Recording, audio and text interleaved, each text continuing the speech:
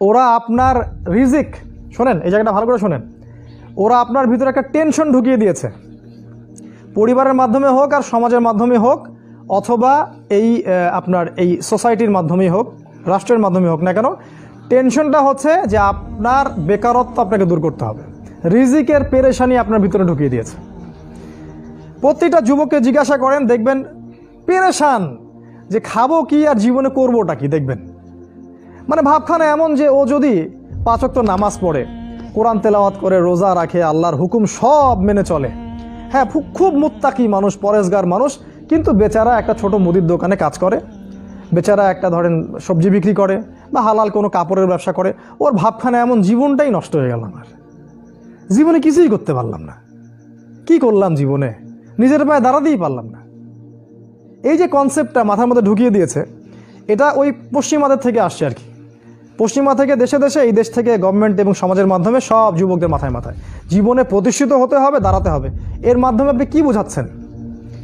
ওই ছেলেটা তো আল্লাহর কাছে অনেক বেশি পছন্দের, যে আল্লাহ পাকের সব হুকুম আহকাম মেনে চলে এবং হালাল খায়, মাশাআল্লাহ।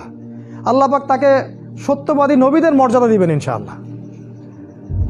একজন যে ব্যক্তি সৎ ব্যবসায়ী, সে ব্যক্তি নবীদের কাতারে থাকবে কিয়ামতের দিনে। দুনিয়াতে আপনি তাকে মনে করছেন যে এ হচ্ছে কিছুই করতে পারলো না জীবনে, নিজের পায়ে দাঁড়াতেই পারলো না, জীবনটাই ধ্বংস হয়ে গেল। এই যে চেতনা, রিজিকের টেনশন, খাবো কি করব, মানে কোথায় গেলে একটা ভালো চাকরি পাবো, কোথায় গেলে একটা ভালো ব্যবসা করতে পারবো, এই একটা চাকরির জন্য, একটা মানে জমি কেনার জন্য, একটা বাড়ি করার জন্য, একটা মেয়েকে বিয়ে করার জন্য পাগল হয়ে গেছে যুব সমাজ এখন, অস্থির। মানে আল্লাহ, রাসূল, কোরআন, সুন্নাহ এগুলো ওর কাছে বেশি ইম্পর্টেন্ট। আর এর জন্য আমাদের পরিবারের কর্তারাও সমানভাবে দায়ী, অবশ্যই দায়ী, কারণ তারা ছেলে মেয়েদের মেন্টালিটি বুঝতে চান না।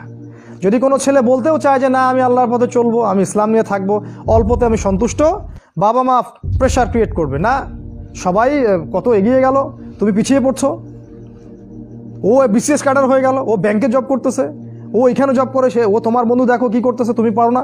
এই যে বিষয়গুলো বাবা মা ঢুকায় ভিতরে, এই বাবা মা হচ্ছে দাজ্জালের অনুসারী। জি, আপনার বাবা আপনার মাও দাজ্জালের অনুসারী,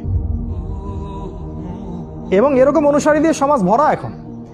তো রিজিকের টেনশন এটা আপনার ভিতরে ঢুকিয়ে দিয়েছে।